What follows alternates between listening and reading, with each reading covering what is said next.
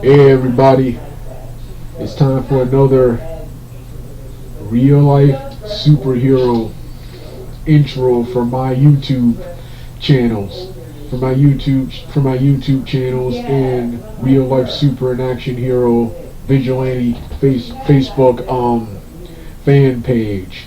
This video, this is nothing different. It's another skinny jeans sweatsuit costume intro, and this only difference between this and the previous one, this is more positive. In this one I wear my rare blue and orange skinny jeans sweatsuit with the blue sweat jacket with zipper and the orange skinny jeans with the other accessories that go with it. Because yesterday while out on patrol, my slick cool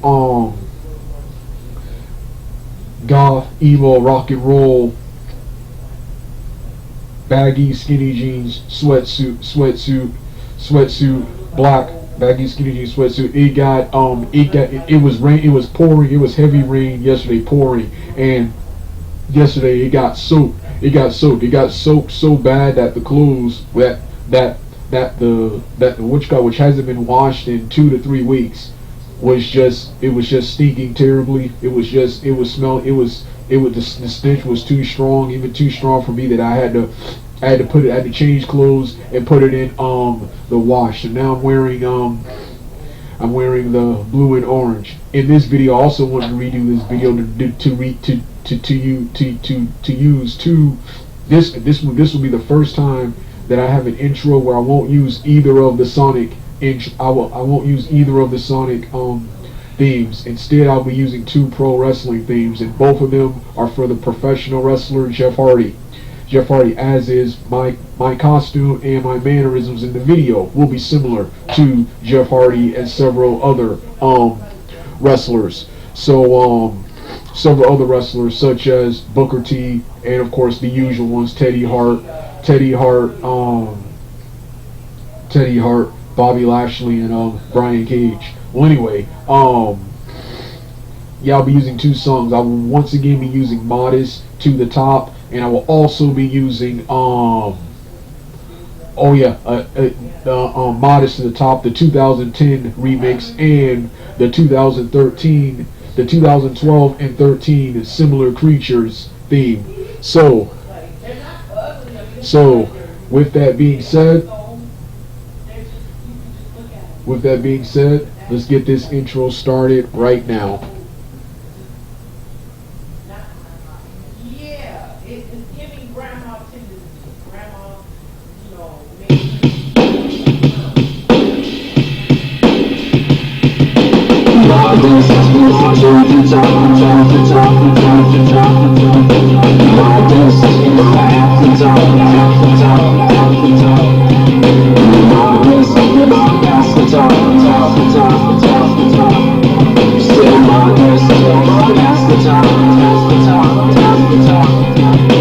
straight to the top, the wind can head up and start showing you why we should go.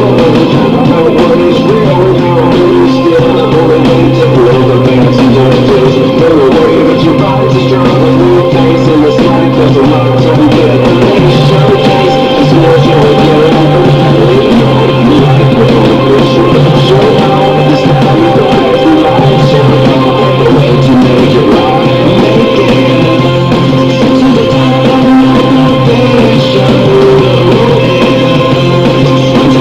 Show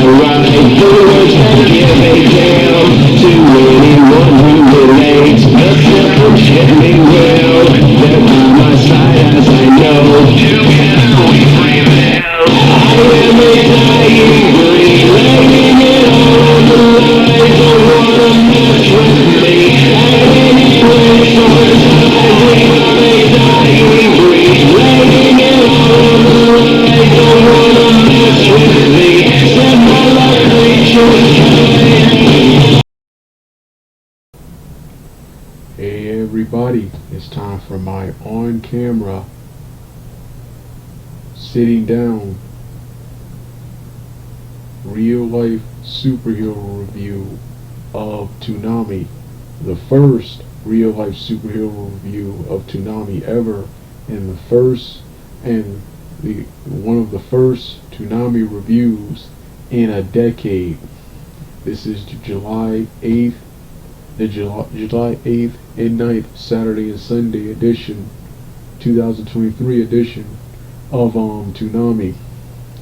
Like I said in both of the narration versions, I missed the Toonami reviews. I badly wanted to do this, been wanting to do this for a decade now, but I kept tuning Toonami off and on and off. Kept tuning Toonami out, kept watching Toonami on and off because of Dragon Ball Super. And by the time I got to my shows, I was tired and too lazy to review or do anything. Toonami, even though it sucks that it's shorter now, it's easier to watch, and like I said, it's easier to review. Toonami is easier to review nowadays, and the lineup, while small, is one of the best lineups they've had in a while since they returned in 2012 and 13. I was a huge watcher of Toonami, the new Toonami from 2012 through 14. I stopped in 2014 when Dragon Ball Kai and Super, two animes I can't stand, debuted. And I was pissed when those debuted because Toonami, Adult Swim, they specifically said for their new Toonami block, no old anime. Just because, okay, Super is a new anime, but just because you give Dragon Ball Kai a brand new paint job,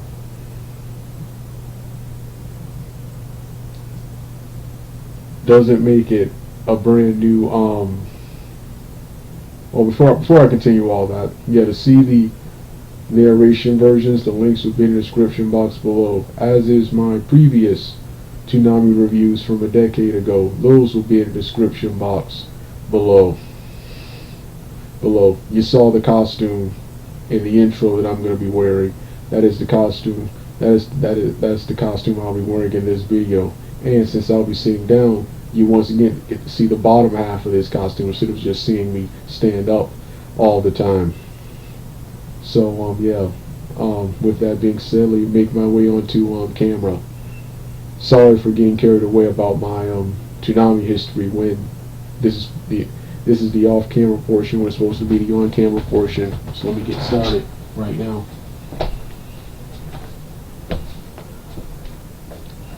Like I said, let me continue with what I said with Toonami. So like I said, I've tuned out of Toonami numerous times because of Dragon Ball Kai. Just because you give it a new paint job and a new remaster doesn't make Dragon Ball Kai a brand new anime. Yeah, so when I saw that Toonami didn't respect the true Adult Swim, didn't respect the true legacy of Toonami and the true legacy of anime. The true legacy of anime were all about ratings and money. Now, yes, every network is all about ratings and money, but other networks still respect the legacy of their shows and channels and specific networks and blocks. And I felt Adult Swim wasn't respecting it. Then, like I said before, they weren't trying to get on Saturday. They weren't trying to become any better than they were. How about trying to get early on Saturday from 7 to 11 like it used to be, 7 or 8 to 11 like it used to be, or before the Saturday weeknights, which that'll never happen. Parents will complain about all the violent television on a weekday block, which is why they moved to Saturday in the first place. Or to make Toonami and anime feel real special, how about anime all week and the premieres on Saturday like it was from 2005 through 8, with 2005 through 8 only with the Toonami branding on Saturday to make it more special. But now Toonami, just they were satisfied with where they are. The depth slot Saturday. Now look at Toonami and Cartoon Network and children's television a decade later. The ratings for children's television networks, Cartoon Network, Disney, and Nickelodeon, are abysmal. They're in the 0 point digits. That is not good, and there is no excuse for that. You are the worldwide leaders in children's entertainment.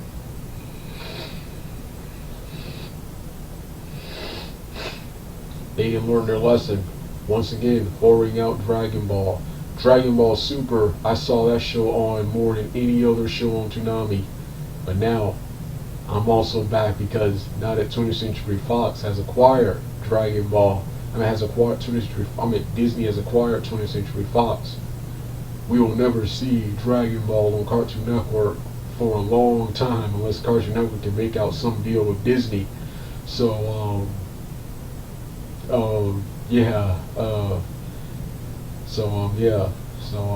that's another reason I decided to come back, and I missed this. This was one of my most popular videos, and with the Nostalgia Critics channel awesome review episode of Toonami, which I've been watching over and over again. That was a super awesome episode. I've been wanting to do my own various Toonami review retrospectives of all the eras of Toonami, which I've been trying to do for decades now, but couldn't find the right photos. Finally found them, and I'm now rewatching the bumpers and shows over again, and we're going to be also going to be reviewing and retrospecting other blocks, other action and cartoon blocks from that time period. But Toonami. Toonami. So like I said, the lineup is small, but this was a great lineup of shows. Every show was awesome, with the weakest show with the weakest premiere was One Piece. First show was the brand new My Adventures with Superman television series, which I remember hearing about sometime last year. There was going to be a brand new Superman show and a brand new Batman show. I just sworn it was going to appear on Cartoon Network, but it went to Adult Swim and HBO Max. Anyway, like I said in the narration portion, love this show. It's a hybrid of the Smallville, the Superman animated series, the 90s Superman animated series, the 1980s Ruby Spears Superman animated series, which is just okay now. The Legion of Heroes, I'm getting Legion of Heroes vibes, the New 52, and the current Superman comic, I think is All New Superman, I think that's what it's called. The current Superman comic, and the most recent Tomorrowverse Man of Tomorrow Superman animated film that came out not too long ago. That's what this reminds me of, mixed with Japanese animation. I also see some DC animated movie universes influences here with the reign and death of Superman here. It encompasses all eras of Supermans. I was surprised it appeared on Adult Swim until I saw the action. Yeah, the length of the cartoon and the animation, which is very Japanese Gonzo anime like, and the action, which was intense. But it is going to get even darker and violent later on, and that's what made this the perfect candidate for Adult Swim and not Cartoon Network.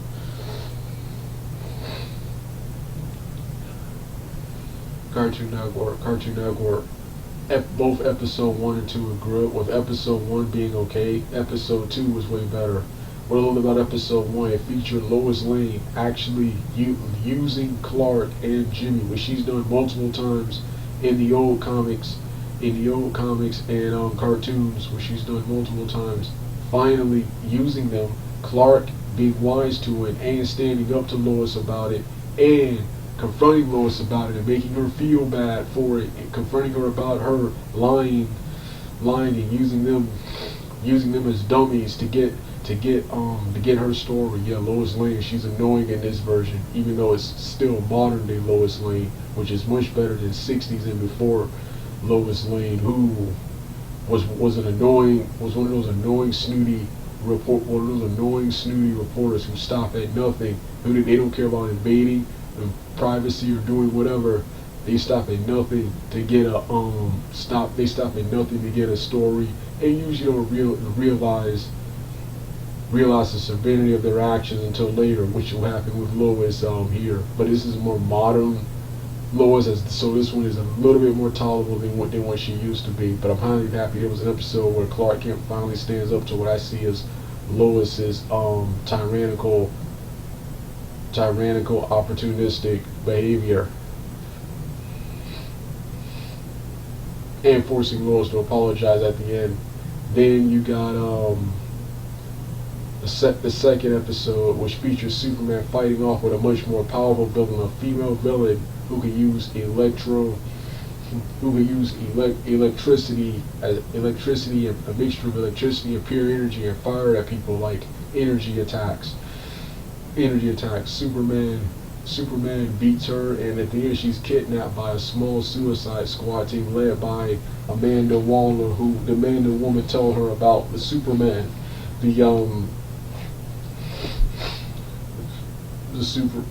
Superman, like Smallville. It's a hero journey. Clark Kent he's Superman, but he's getting used to fighting crime and getting used to adjusting to learning how to control his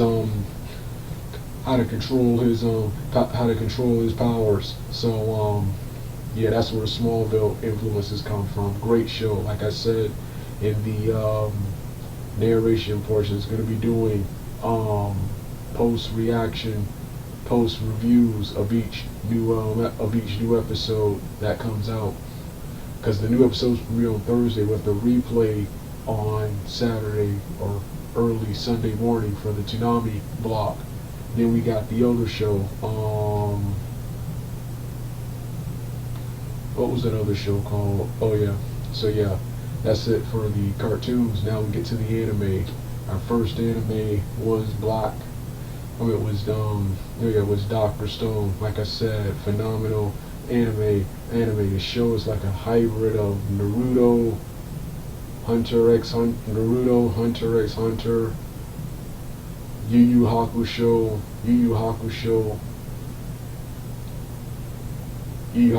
Bleach, One Punch Man, and My Hero Academia, with a little mixture of Attack on Titan, and with a little mixture of Attack on Titan,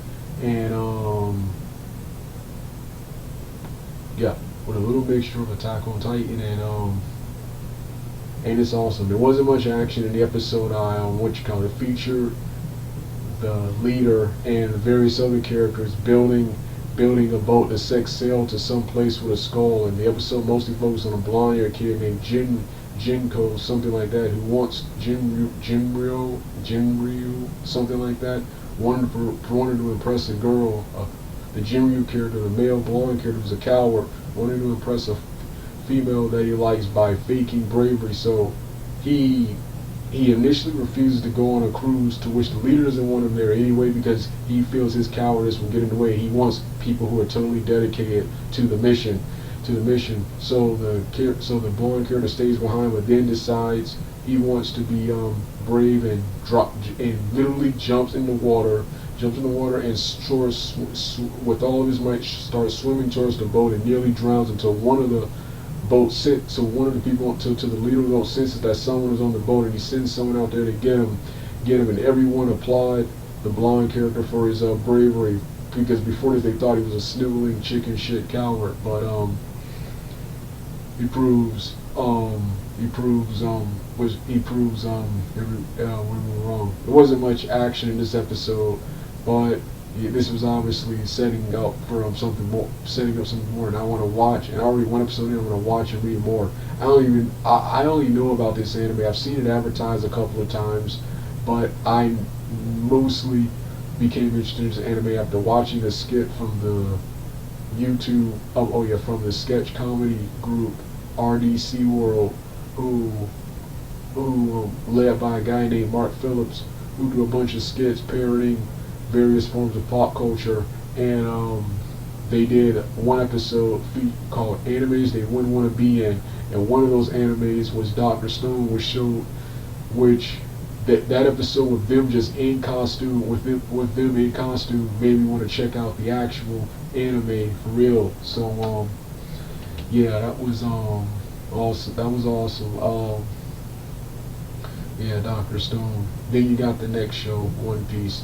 This was the weakest of the premieres. Whenever the episode was focused on Luffy, Sanji, and Zolo, it was Zolo and whoever the bad guys and antagonists were. It was awesome. But then this episode was about this annoying little kid who wouldn't shut up, and it was even more annoying with the English Funimation dub. With it was this kid and the voice actor overacting.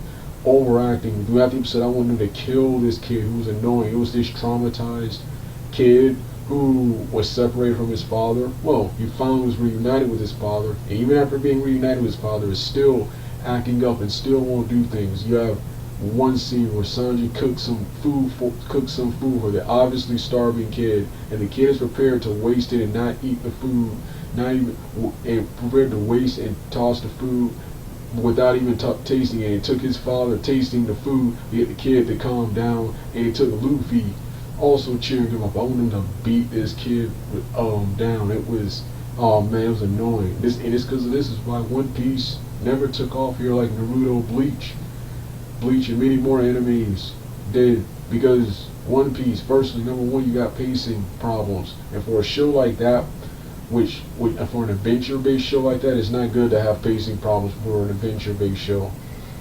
But for an adventure-based show, I know it has to be long and epic, but you need to be as short as possible if you're an adventure-based show.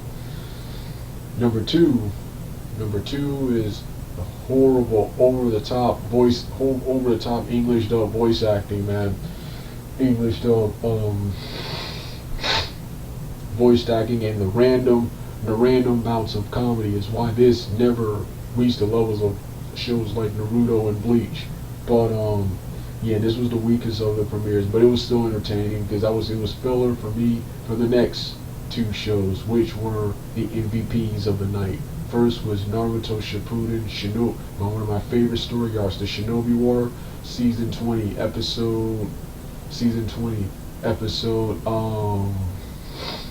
32, which features the cast. This episode features the good guys, Naruto, Shikamaru, Rock Lee, Neji, and Tintin, and Sasuke Uchiha, all stuck in an infinite Tsukuyomi. Sasuke is pursuing Orochimaru, and Naruto's team does everything in his power to ensure that Naruto meets up with Orochimaru, who's waiting for Sasuke. Meanwhile,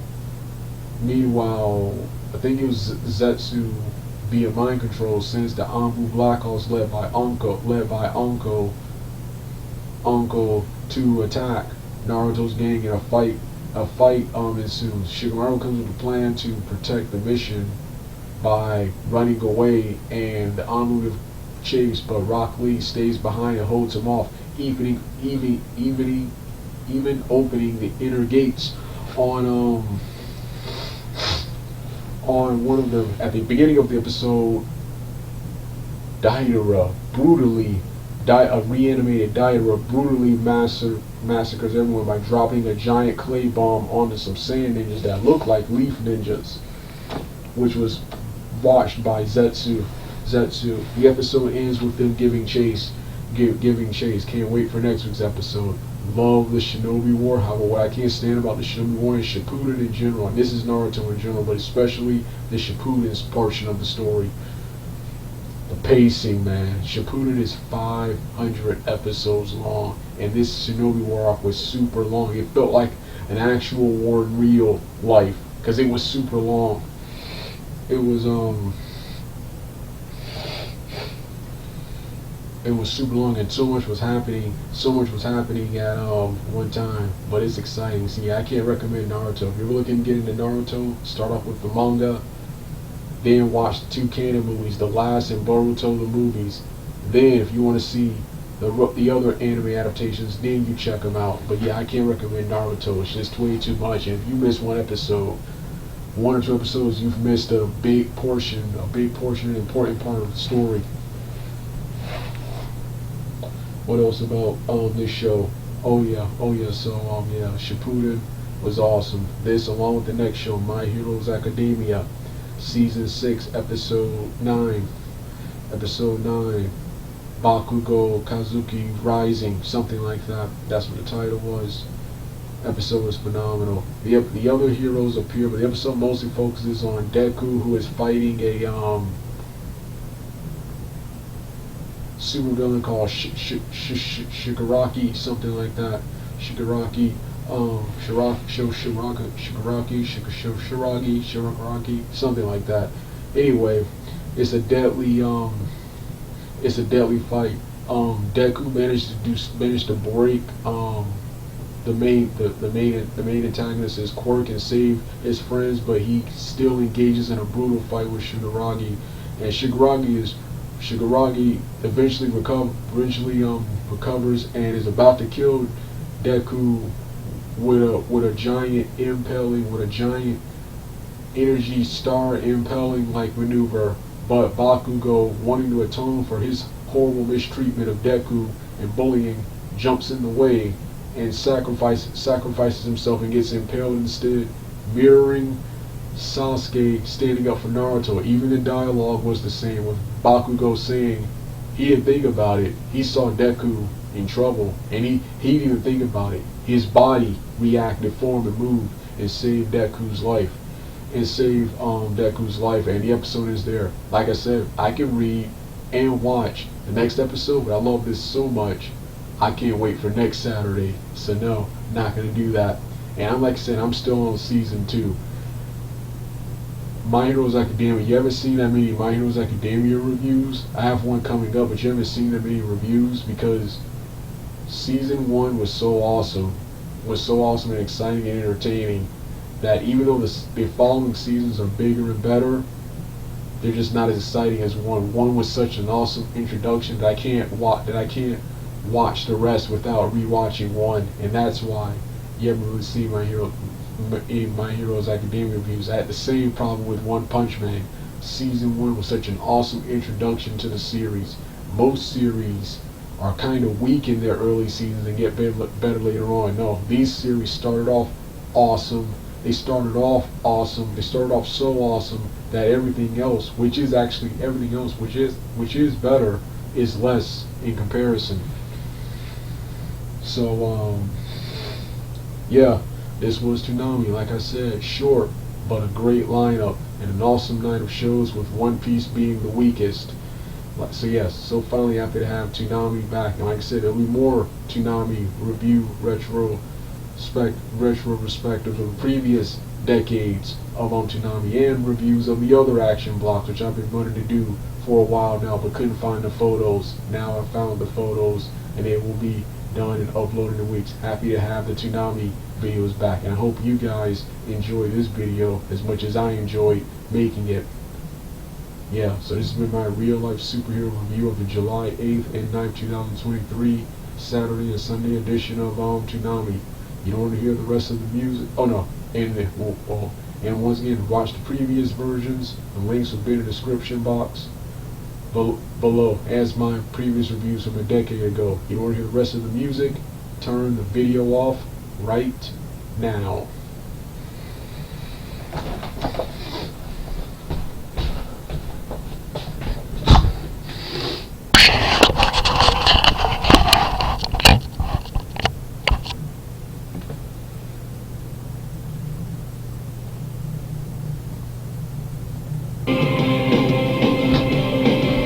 Long distance to the